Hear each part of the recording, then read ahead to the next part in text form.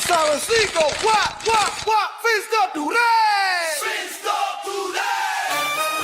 Oh, Finstop, baby, Miami, stand up. This is Finstop today. Let's go. Sun up over day, game day on the brain, from the tailgate smoke to the hard count rain. Orange aqua on my back, crowd shaking every seat. We talking ball, talking heat, turn it up, feel that beat. Fins talk today, Fins talk today. Fins up all day from the 305, we ride that way.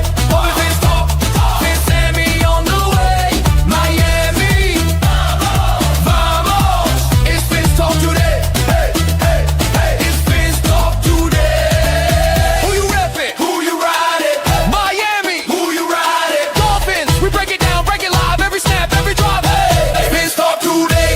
Fins up all day from the 305, we ride that way. Fins talk, Fins Sammy on the way. Miami, vamos, vamos, it's Fins talk today. Hey, hey, hey, Fins talk today.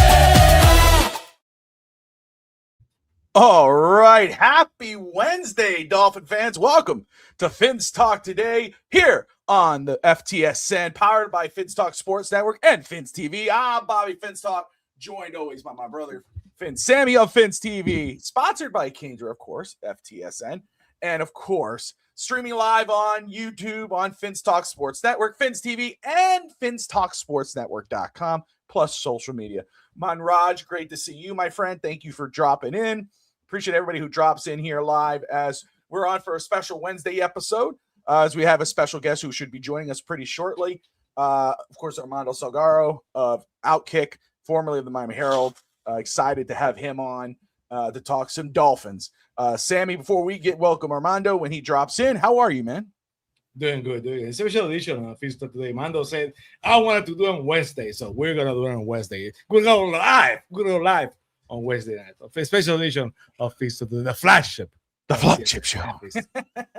Manraj says that song is catchy. Yes, it is. It gets us fired up for the show. We can be having a bad day, but once you hear that Fins Talk Today song, you are ready to go. So, let me just say, this is not just because we're on today does not mean we're taking off tomorrow. The flagship will be live tomorrow with another special guest. Same time, we'll have Wes Goldberg of Locked On, which we're excited about having him on to talk some Dolphins. And man, there's things to talk about. Obviously, the season Dolphins signed a running back for a year.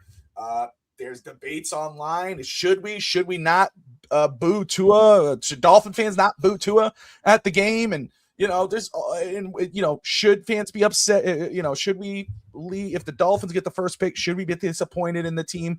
Should we be happy with the team? Should we actually get away with the season feeling good about it? There's so much talk online about before the start of the season. The season hasn't even started yet, and there's already all these debates. So I can't wait to get into them. Steve, great to see Steve Hallett in here, co-host of Fins TV. What a episode for Fins TV last night. It was a great show, great commentary, great crew. Lots of fun. That was a blast last night, man. I mean, my goodness. And the chat was fired up. How was it getting the crew back together yesterday? Hey, it was fun. No days off for Steve Hallett and Sherry for the rest of the season. That's the final one. We're going to have a no show on Tuesday night, but we're going to go back for an episode on September for the Quest, the season premiere of Fins TV. So the crew is going to be back together on September 8th at 8 p.m. That's amazing. It's going to be great. You guys, of course, catch Fins TV. You're probably watching this. You can be watching this on Fins TV right now. And if you happen to be passing by and you see this episode and you're watching Fins Talk Today on subscribe to the channel. Then hop on over to Fins Talk Sports Network and subscribe there as well. Manraj, do me a favor, brother. Go to FinsTalkSportsNetwork.com on your computer, okay? And sign up for the community page. That way we can communicate. You can debate Dolphins topics, any sports topic, draft, hog dog. How you doing, my man? Fins up. Great to see you. A lot of great stuff happening here on the Fins Talk Sports Network. Also, you see there the barcode. You can scan that barcode to donate to the Dolphins Cancer Challenge. Shout out to Miss Stephanie Porter for donating last night. Very cool to see. I'm thankful for that. Got the Soul Flow Sports Show Great to see them. You could go check them out as well. Go subscribe to the channel. If you can't find their channel on YouTube, hop over to FinnsTalkSportsNetwork.com. Go to the partners page, the friends page, and you can see a link to the SoFlo Sports Show and go subscribe because they put out a great show. They had Shula on there, Don Shula's son, the other night. That was epic. That was exciting. You know, that's the type of the episodes and shows you get there on the SoFlo Sports Show. And but as I said, we're going to be joined by a very, very special guest that I'm honored to have on because this is a guy that I grew up reading. I would walk, I grew up in Hialeah. I would walk, and he hopefully he doesn't. But if you're going to story, go to mine. We don't have a night, but you go first. Go first. Listen, I'm going to tell you. I would walk in Hialeah. I would walk to East 9th at Walgreens and go pick up the Miami Herald and read his column. And I used to love it because he'd give you all this information, but then he had his opinions. And like that kind of developed me. And I would share it with my stepdad, Ralph. So to have Armando on the show with me is pretty freaking epic. And so let's go ahead and let's bring him in. Let me go ahead, pull this here. The man of the hour, the man with the power, the MVP. Armando, how are you, sir? Gentlemen, how are you? Doing great, very Michael. good. Nice seeing you. I mean, it's been a while. You would walk to in Hialeah. You would walk to wherever it was. You would get your newspaper. You'd read my column and go, "Carajo!" That's right. That's right. I mean, that was like, first of all, I miss newspaper. I know there's still newspapers around, but everybody doesn't go to the newspaper anymore. They go online. I used to love going to pick up the paper, going to the sports section, reading about the Dolphins, reading your column, and of course I followed you around, I see you on social media and, I'd always been a very kind thing. We debate once in here and I remember one of my favorite memories. And I remember calling Ralph, my stepdad, who's gone now. But I remember we were debating something and it was a friendly debate, but you came in through the DMs. I've never talked to you before. You came to DMs and say, "Hey, all love, man. We're just having fun." And I'm like, that was the most coolest thing in the world. So thank you, Armando. What an honor to have you on here, my man. Gentlemen, Dolphin fans, obviously very near and dear to my heart, clearly.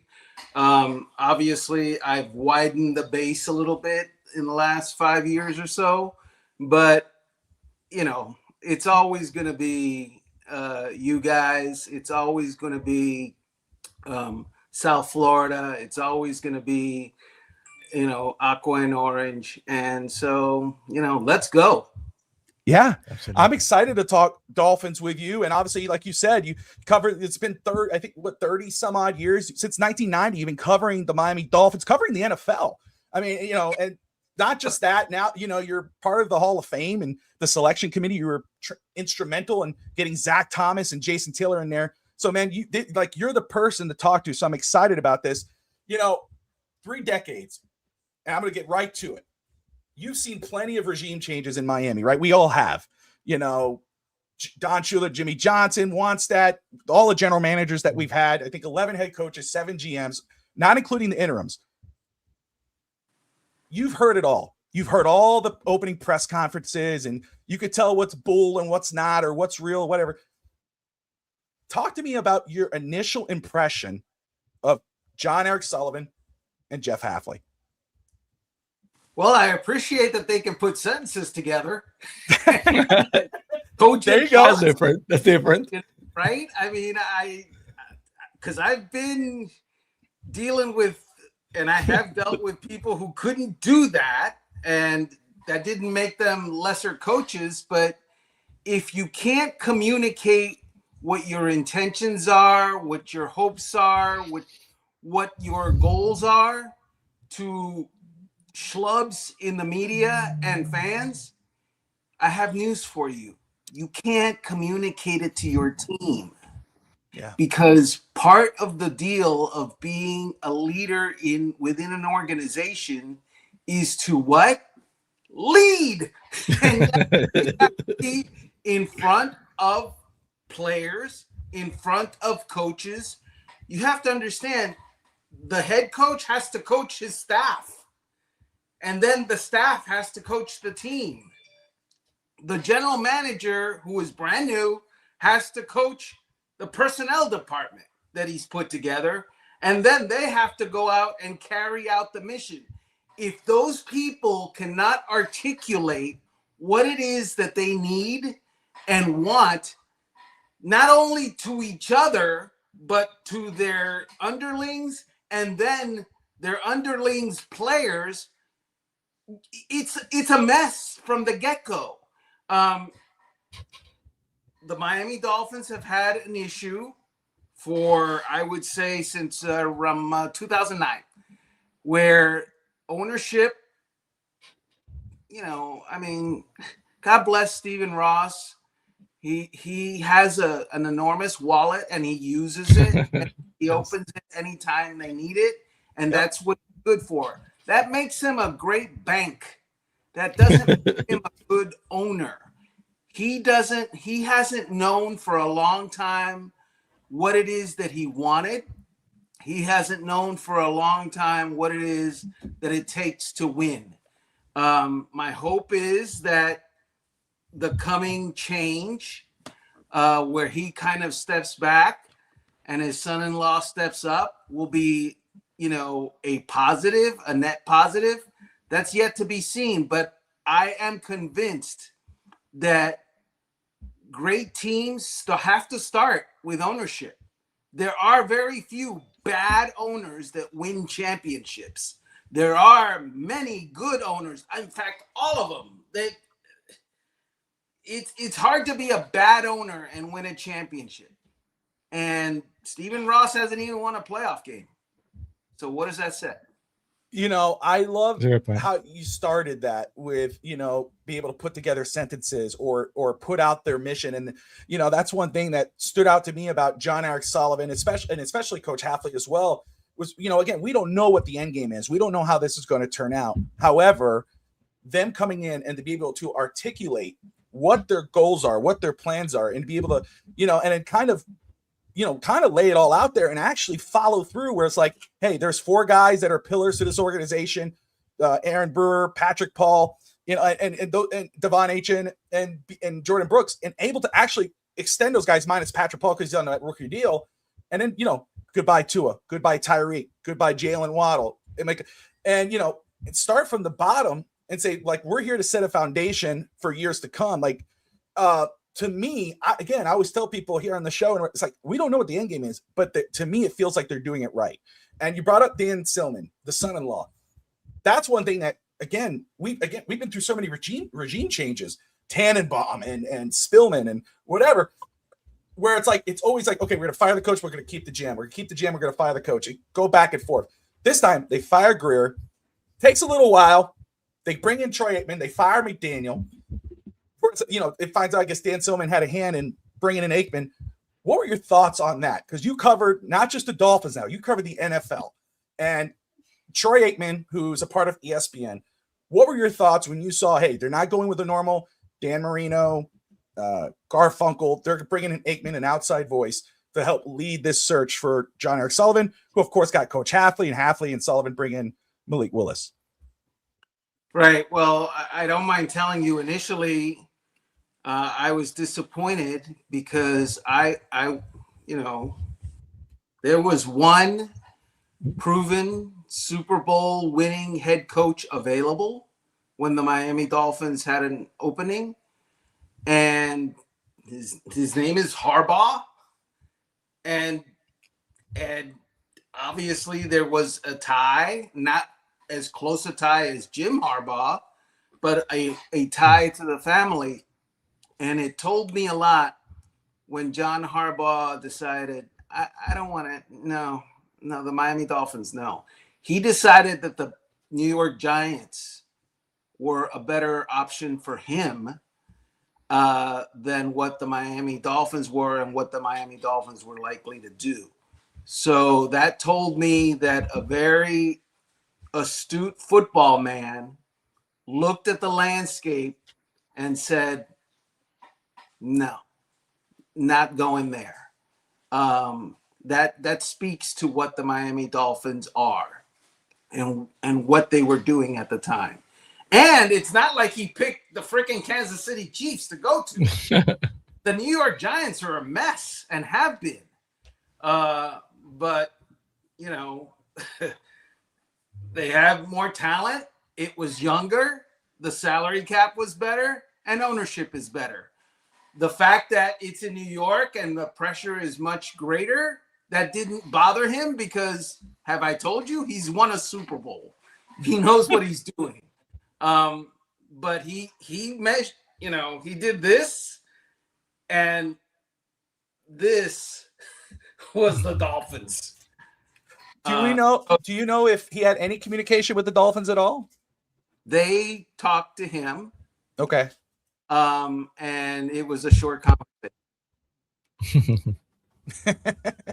Fair enough. So with bringing in, well, at least how it was done, and this is why I was like, did it feel different for you? I know with Karchar, because we had that right with Jeff Fisher, and when we were like, oh, let's go get the coach, the great, like, again, I was all about the veteran coach at the beginning of this. I wanted a veteran head coach. I don't care if he was fired. I don't care. Enough of the rookie coaches.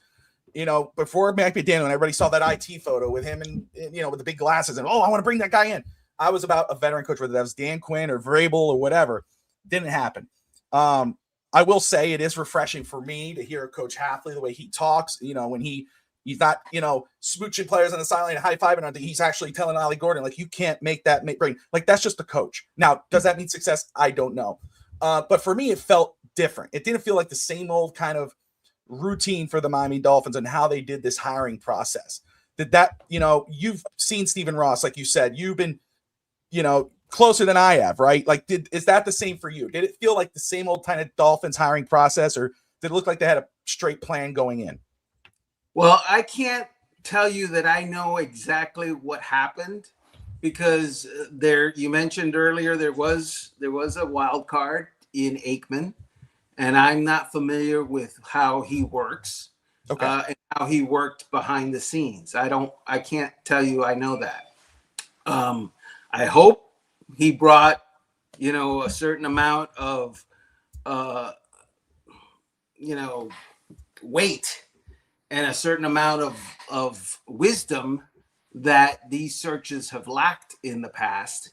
I wasn't thrilled when,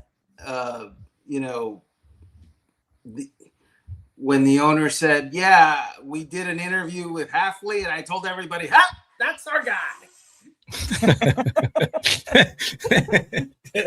Oreca. How about the other guys too? And kind of like out a little bit. I don't know, because I've heard that line. That's in 2019, as the Dolphins were struggling, I went to New York to cover their game against the Jets, and I spent time with my man Stephen Ross. We went to Hudson Yards, which he has built. It's an amazing area in New York that he has basically raised out of nothing, and it's like a mini city within a giant city. He's great at that. It's gorgeous, right? Stephen Ross did that, and I spent like 2 hours with him there, and he told me there, as the Dolphins were struggling that year, I found my coach. Okay, hey, all right, that's great. 2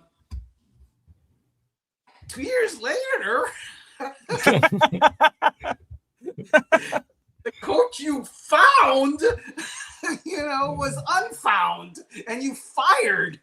So Stephen Ross has a way of jumping into it and he falls in love and out of love with head coaches very quickly. The only one he was never in love with was Sperano, because he didn't hire him, and Sperano and him. But he fell in love with Joe Philbin. He thought Joe Philbin was this super brilliant guy who had developed Aaron Rodgers. First press conference or first week of training camp, we find out from Joe Philbin, I didn't develop Aaron Rodgers. And I'm thinking, wait a second, why was this not found out during the hiring process? You didn't develop Aaron Rodgers? No. Then why are you here? Right? He fell in love with Gase. He fell in love again with, with Flores. And now, one conversation with Hafley. Yeah, that's our guy. So I've learned to kind of, pump the brakes a little bit. We'll see. Let's see, because I don't trust you, Stephen Ross, as to how what you think of the guys that you've hired, because your track record is abysmal. Yes, Armando, on that line, I have a question. I don't know. You may know, you may not know. You're very well connected. Story goes that Darren Water is Mike McDaniel having and going out meeting for the year, and Stephen Ross knocks the door and basically tells to get out of here. And 20 minutes later, Mike McDaniel is fired. Any rumors that you heard anywhere, but basically what could have happened, that change of mind, because he was there. Mike McDaniel was acting like he was going to come back for another year. And, 20 minutes later after that meeting, he's out. You said that right now, that he falls in love and falls out of love very quickly. But any idea what could have happened? Well, I forgot to mention McDaniel, because that was quick too. that was one of those love affairs where, oh my God. Yeah, that's the biggest one, probably, because he gave it a contract extension and he loved the guy. But, he goes into the meeting, Darren Water says, I'm out of here. And 20 minutes later, he's fired. Any clues what could have happened, or any rumors?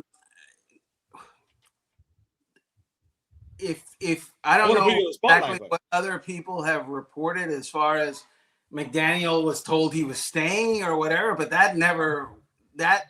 he thought he was, but okay, yeah, he may have thought he was. Yeah, maybe he should have looked at his record the previous 2 years, and that would have given him some pause. Look, I'll be honest with you. The Mike McDaniel experience was interesting, because Mike McDaniel is an interesting cat, right? He is different.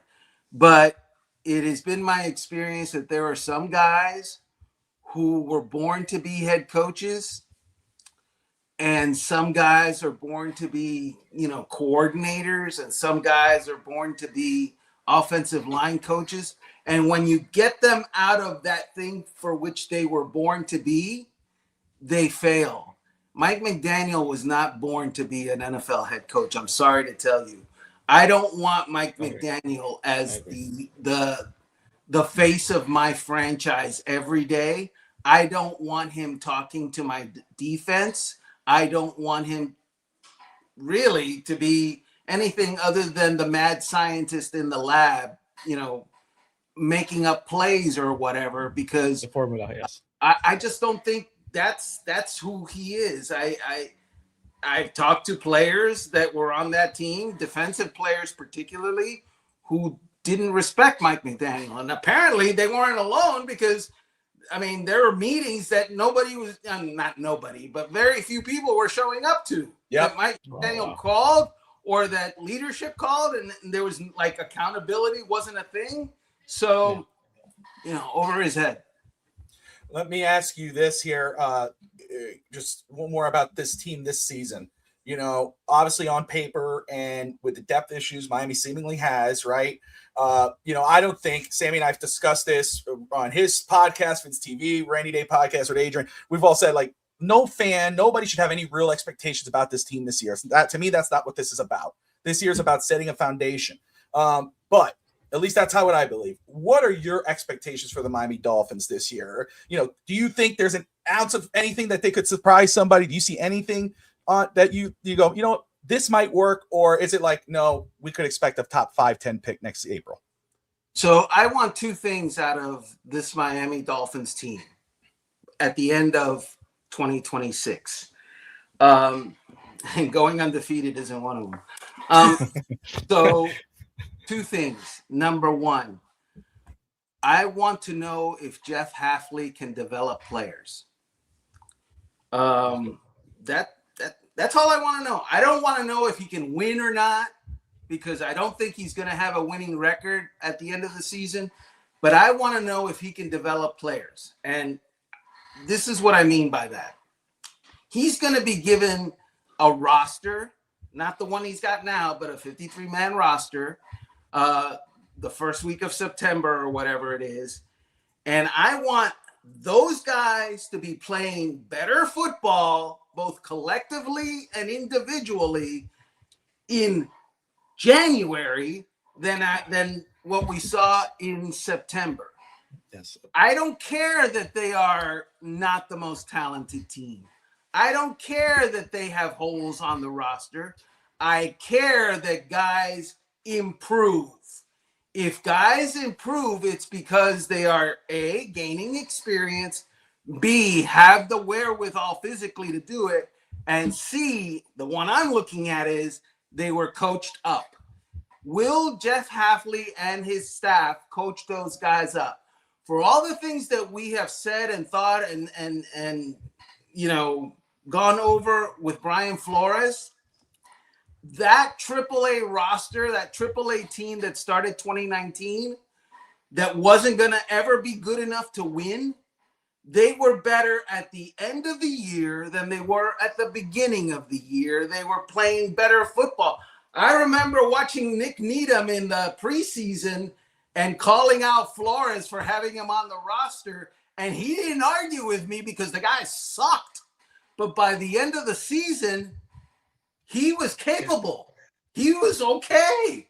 And that's not because Nick Needham had all these amazing skills. It's because he got coached. And he learned and he got better. So can Jeff Hafley, with a team of one-year contracts and young players, raise their level individually and collectively? If he can do that with that bunch, he should be able to do it once the roster is way better.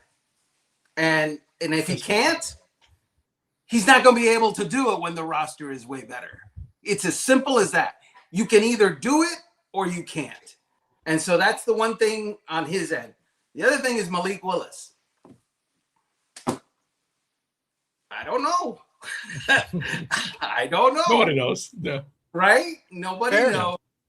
The idea that Malik Willis is going to get a year to show them is crap, because he's in a no-win situation, really. He doesn't have studs around him. The complement of wide receivers, they're 3 young guys and 3 veterans, and the veterans are disappointing, and the young guys haven't figured out how to tie their shoes. Yeah. So how does Malik Willis make chicken salad out of chicken bleep? I don't know. It's a tough situation for him. But that's the one he chose to be in. So get it done, brother, because the draft next year is coming and there will be quarterbacks available. And so what's the deal? Are you a guy that could be the face of the franchise in the future, or are you a backup down the road? And that's a key word right there. He chose that. He chose Miami because he had other options, but he wanted to come to the Dolphins. And you're absolutely right. He chose. He was, what, they traded Jalen Wall? Did he know? He knew what the plan was. I know how busy you are. I got 2 more for you. And first off, thank you so much, Armando, for taking the time out of your busy schedule to come on here and grace us with your awesome presence. So first off, something that's one more Dolphins one, and I'm gonna hit you with an NFL one. That might be a little easier, depending, But this Dolphin question is not more about the season, but something that's near and dear to all of us Dolphin fans that are out there, and you probably have heard all of it already. I was like, I have to ask Armando about this because he's been instrumental in Zach Thomas and Jason Taylor, and with the Dolphins, he's on Hall of Fame. Richmond Reb has not made the Hall of Fame yet. Is there an expectation that can we see him in your mind? When do you think we could see Richmond Webb in there, or is there another Dolphin in mind that could possibly make it before him?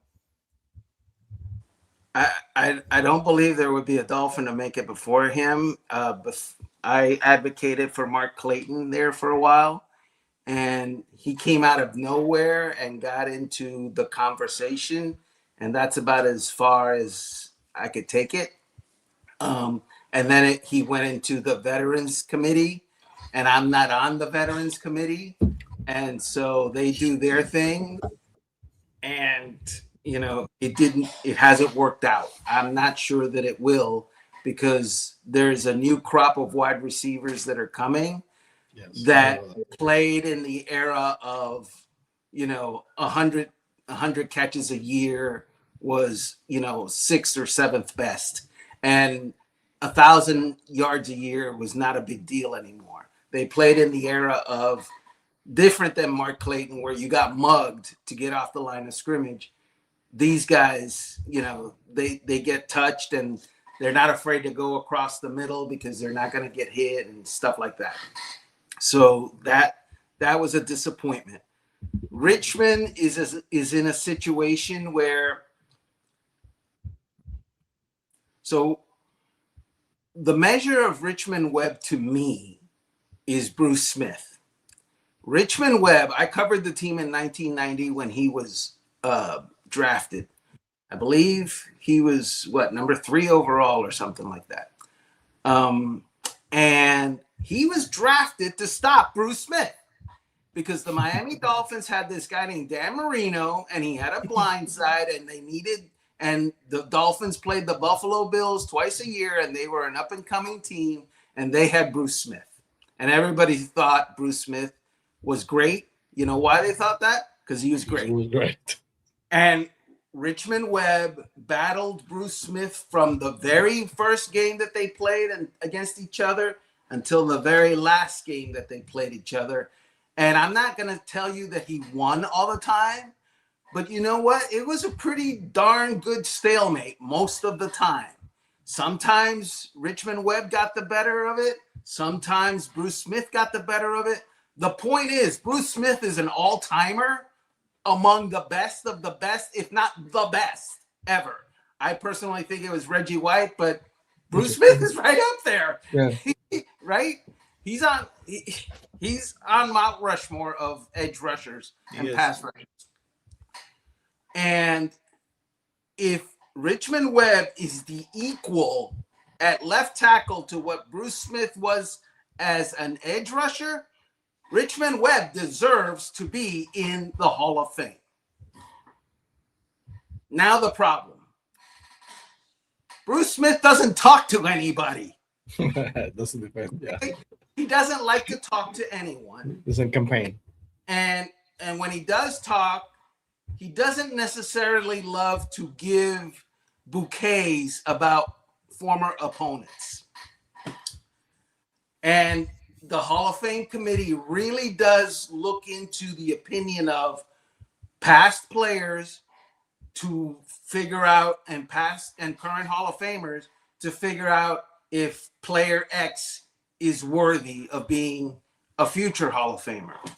But since Bruce Smith doesn't really talk to people, and he doesn't like to, talk about opponents, much less opponents that he had issues with sometimes, struggles, it makes getting him hard. Last year,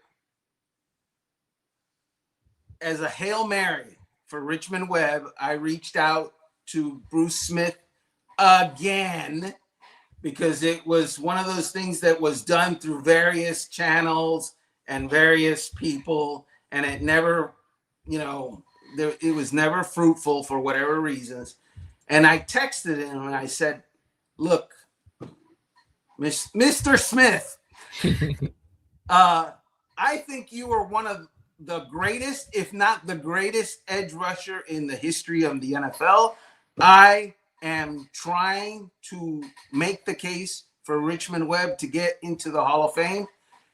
Can you tell me, is Richmond Webb a Hall of Famer in your opinion?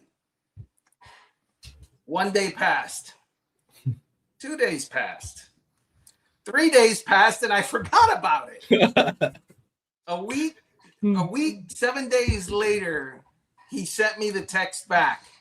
I have it here still. I mean, it's last year, but I think I still have it. Hold on a minute. Bruce Smith. Hold on. I'm messing up your podcast here. No, you're good, please. sir. Please, Thank you. that's a Take your great time. story. Everybody's on the other end of the seat. We want to know what happened. He said his answer right here. Sorry for the delay. Yes. That's good. That's emphatic. That's as emphatic as it's gonna be. We can see it. Yes. Sorry for the delay. Yes. Cha-ching. Right? And so, of course, I tell every single selector that I can. Bruce Smith thinks that Richmond Webb should be in the Hall of Fame. He should be. Should be in the Hall of Fame. Unfortunately, not every single selector shares the same opinion. And so that's where we're at. Frankly, it's not getting easier for Richmond. It's getting harder. This is his last year as a modern era finalist. You go 25 years, and then from the day you retire, and then you're in the Veterans Committee. And as I told you before, the Veterans Committee is a mystery, wrapped in enigma, the whole deal, the riddle, all of that crap. So I don't know, but we're gonna try. No, thank you so much for sharing that story. That is amazing, and I appreciate. I know how hard you work to do for those guys, and I was trying when you tell that story. I was trying to remember the center. You brought up how former players, especially their opponents, mean so much, and I'm trying to remember the center of the New York Jets for years. Yes, when he talked about Zach Thomas, I met him here in Nashville. I live out here in Franklin, and I actually was getting a haircut, and he walked in. He was the head coach, or just became the head coach at Lipscomb High School or something, and I thanked him for it. But it made me think of, because it wasn't until, because Zach Thomas was kind of like that for a little bit until Mawai said that, and then it finally went in. And I mean, of course, he deserves to be in, and Zach Thomas and Jason Taylor together. All right, so one last question, sir, and thank you again, everyone watching Fins Talk today here on FTSN. If you just probably the easiest question for you, possibly, maybe not, but you cover the NFL now, so I'm gonna give you an NFL question. Who are your two favorite teams to come out of the AFC and NFC to go to the Super Bowl this year? Oh wow, I haven't thought about it, to be honest with you. Oh, damn, right. I'm sorry. Are we talking about the Rams with or without Aaron Donald? Sure, put him in. Sure, yes. That's a good question. Yeah, you're giving them Aaron Donald. Yes. Because yes. Sure. Because Sam, Sammy did it. Why not? We're not going anywhere. So, just give it to them. Come on. All right. Well, if Sammy is right and Aaron Donald is with the Rams, they went to the NFC Championship last year. They gave the Seahawks the best game that they had in the playoffs. Oh, yeah. And they're going to be better. And they've got, Kansas City Chiefs 2 starting cornerbacks, including isn't that crazy? A Pro Bowler, McDuffie, and now they're gonna, do they have another good edge rusher that they added this year? Miles something. I don't know. Yeah. He wasn't Cleveland. I don't know. Nobody cares about Cleveland, so probably nobody knows. It could rhyme with Giles Merritt. I don't know, but the point is, that is, I'm gonna be obvious. Yeah, the Rams, right, in the NFC. Way too much. In the AFC, look, I like defense. Okay. Denver plays great defense. That's interesting. Great defense. Yes. And they have a coach that's won the Super Bowl who's not coaching the Dolphins, even though Stephen Ross tried. We tried. Another one. Another one. Yes. Right? Anyway, so I like them. I think Kansas City doesn't have the defense anymore. Chris Jones, I think. Very young team also. Yes. Yeah, it's not Las Vegas. No, the Chargers.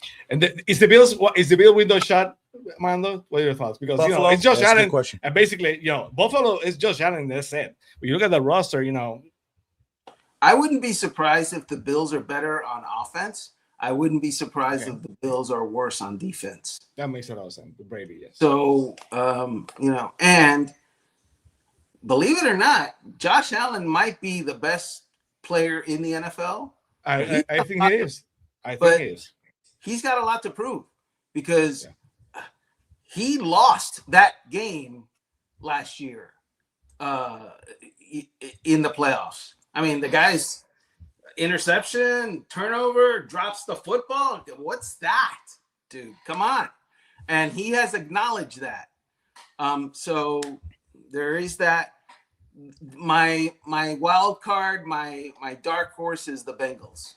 If Joe Burrow can stay healthy, watch out. Oh yeah. That's the key thing with the Bengals is if they could stay healthy. That's the key word right there. Because if they stay healthy, that's a dangerous squad. Armando, again, I want to thank you for taking the time to join us here tonight. Here on Fins Talk today. It's for me again. I was to say because it's true. It's an honor for me because again, I grew up reading your stuff, and yes, I worked at that Walgreens later in life, but I worked Hialeah and go get the newspaper, come back and read it. So to be here talking Dolphins with you, I wish Ralph was here to see it. I know he is, but so very cool, my friend. Sammy, any final thoughts before we let Armando off? I'm just crossing my fingers that Armando can be now. It's going to be able to join us on September 8th of his TV for our season premiere because I had a conversation with Armando for September 8th. So hopefully he can join me on Fizz TV and we can continue the conversation about the Dolphins and what we're looking for the season. But Armando, everybody knows, Bobby knows, everyone knows how great you think you are. You're my personal favorite. Everybody knows. So I always go back for you, and you're always great to us. So thank you for joining. Hopefully, we can see you on September 8th on Fizz TV on the Quest. It'll be my pleasure, and God bless you guys. All the best to you. Bless you too, man. Thank you, Armando. Awesome having Armando on, man. He's a great dude. I love Armando. So Armando's always been great to me. Always been great to Fizz TV. Mando, he's a character. Just with the fact that he has convictions. When he tells you something, he means it. Well, that's what I was saying earlier. He's not guy. He wouldn't just give you the story or the news. He'd tell you, he'd seep in his opinion, but it was a justified opinion. There are some guys that do that a lot, but it seems like they're trying to force a narrative where his was more of like, this is my thing. This is what you could think. Yeah. And I love the story about Richmond Webb and Bruce Smith. Yeah. That was amazing. Great story. Yeah. And I love the text message. And that was really cool, man. Really cool to have a whole generation of Dolphins fans saw Zach Thomas and Jason Taylor. Those were their guys. But there's a whole generation of fans like me who were before that, who, with players like Richmond Webb, Keith Jackson, and, so many others that, Richmond Webb was the guy.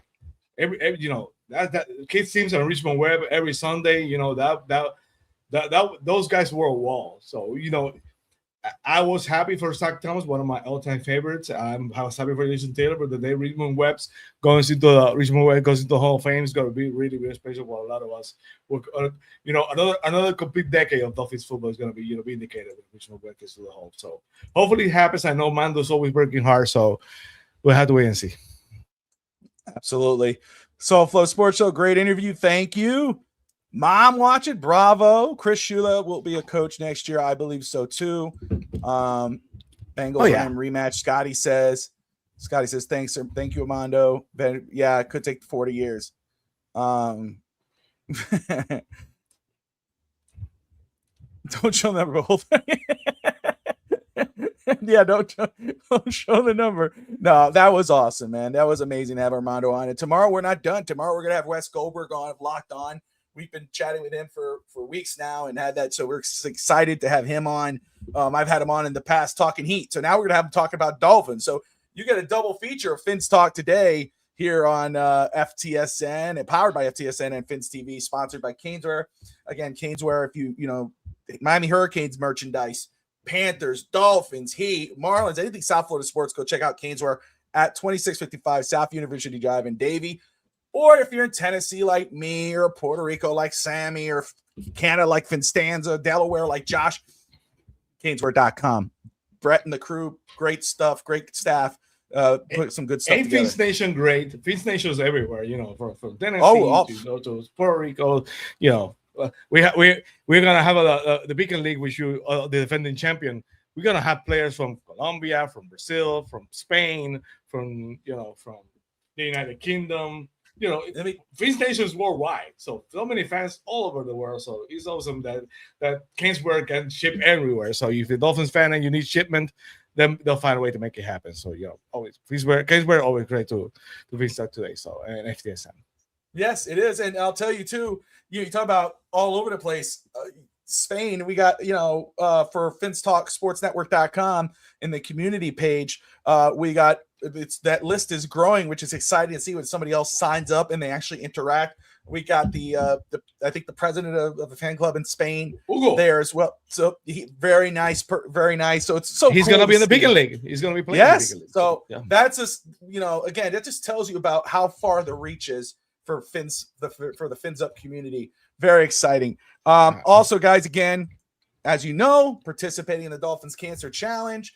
We'll do the 5K next year in February, but we're already raising money to do so. As you can tell, you can use your phone right now, scan that barcode, and you can donate. Again, any amount will be appreciated, from $1 to $100, whatever you would like to donate. It's greatly appreciated. If you can't donate, that's okay. I understand sometimes situations are different.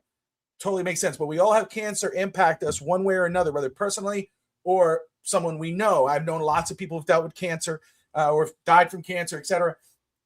So if you can't donate, that's okay. Share it. Share the fundraiser. Share the link. Let people know, hey, this is what's going on. See if others would donate. Doesn't have to be my barcode. Doesn't have to. You just share the general link. Just let's help raise money to fight cancer. Or what you can also do as well, register. There's no reason why you can't do something to raise money against cancer, because cancer impacts everybody, right? So you could scan that barcode there. Any amount is greatly appreciated as well. And of course, Sammy, as we've talked already before, and I just talked about it, the brand new FinsTalkSportsNetwork.com. Sammy has been very active in the community, which is epic to see. I wake up and I go into the community because I'm just in love with it. And now I also see Sammy, and Sammy put some awesome posts up there, man. Gets you thinking, I gotta go. I was working on the show for tomorrow night, but now I have time, so I'll be this weekend, posting everything.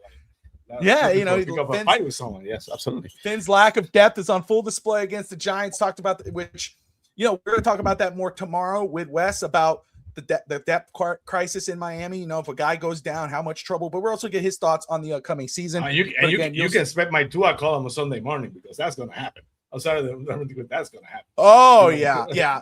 Well, again, let's just talk very quick. We're going to be live again tomorrow. We're going to have plenty to discuss. What happened with Lou? I'm sorry, I didn't see.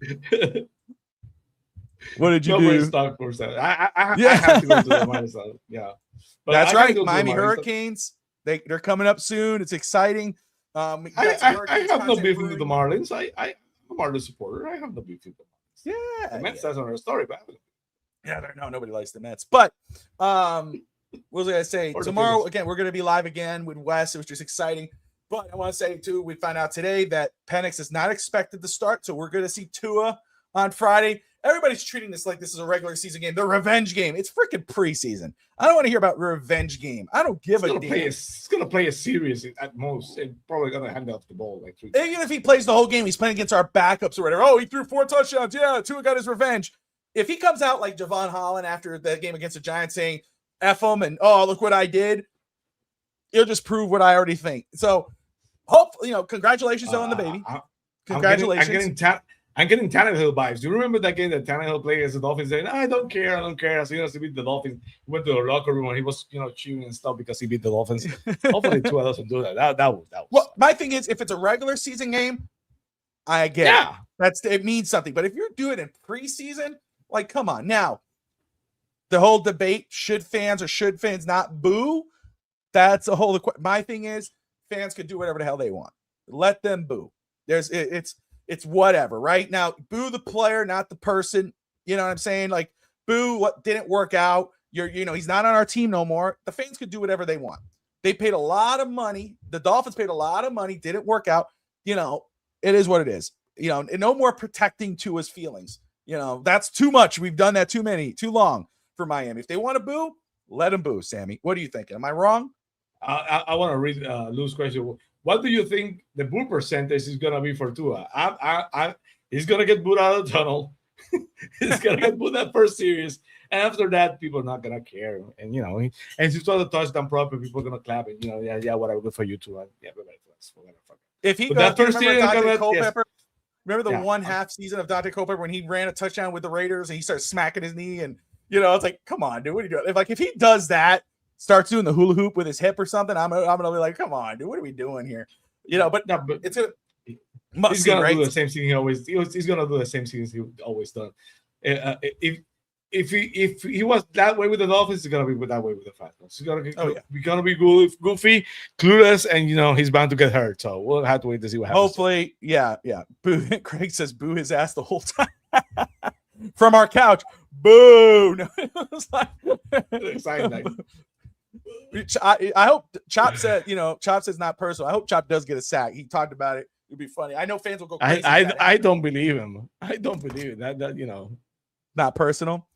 If he does, show me. If he goes like this, you see Lou. Boo! You suck. No, if he starts break dancing in the end zone, I'm out. like that Jamie McGuire seems. I started, booging the end zone and break dancing, my thing is, again, it's preseason. If it means nothing. If he comes in here and tosses 4 touchdowns against a bunch of third stringers and bench warmers or whatever, and he's going crazy and nuts, it's like, really, bro? First of all, he hasn't played well in preseason at all. It's been bad, which I'm surprised. I mean, it's still preseason. I thought Atlanta would, that still could be the case. Start of the season, Atlanta, I thought would be the perfect spot for him. Kyle Pitts, Bijan Robinson, and Drake London, and it might still be the case. So we'll see. But preseason looks like same old Tua from last season, which is not great for Atlanta. So if he comes in here and balls out on preseason game, it's going to look very bad on him. And any kind of fan out there who's still a Tua non guy going to be like, I told you. No, stop. It's preseason, bro. If it was regular season, then he could celebrate all he wants. But preseason, get out of here. Yeah. Well, if he throws 3 touchdowns, he can break out dance all he wants, but he won't. I'm 3 touchdowns against a freaking high school, a practice squad. We deserve to be even the backups should be. We deserve to be breakdowns on if that happens. I don't think that's going to happen either. So we have to wait and see. We'll see. Supposedly, with Penix not playing, we might see a lot of Tua on Friday, but it is what it is. Again, it's just a preseason game. Don't hurt anybody. The most important thing for me is not about seeing Tua on the other side of the line. If it was a regular season game, I'm excited to watch it because I want to see if we could beat him and whatever. Preseason, we'll see him on the other side. He gets it. I'll celebrate. If he scores, I'm sure he'll celebrate. Or get sacked, we'll celebrate. I'm excited to see if we're going to see Chris Bell. That's what I'm most excited about. If we get a glimpse of Chris Bell and see if he can make a couple plays and then get him the hell out of there. Get him ready for week 1. Till then, it is what it is. Sammy, my brother, again, Fins Talk today here on FTSN, the Fins Talk Sports Network. People watching live on Fins TV, FTSN, and X and Twitch. Appreciate everybody watching. Again, do me a favor. Hit that notifications bell because we are live again tomorrow. We're going to have another great guest. Wes Goldberg will be here on FTSN Fins Talk today.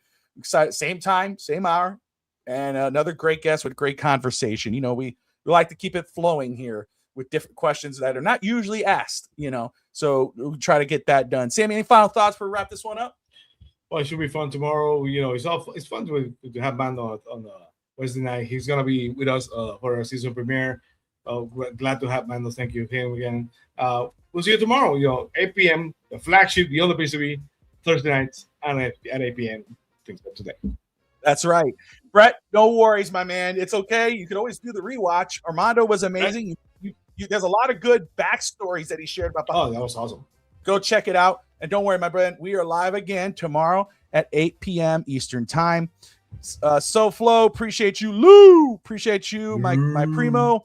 Guys, as always, Dolphin fans, even though we'll see you tomorrow, like and subscribe. And most importantly, as always, fins up.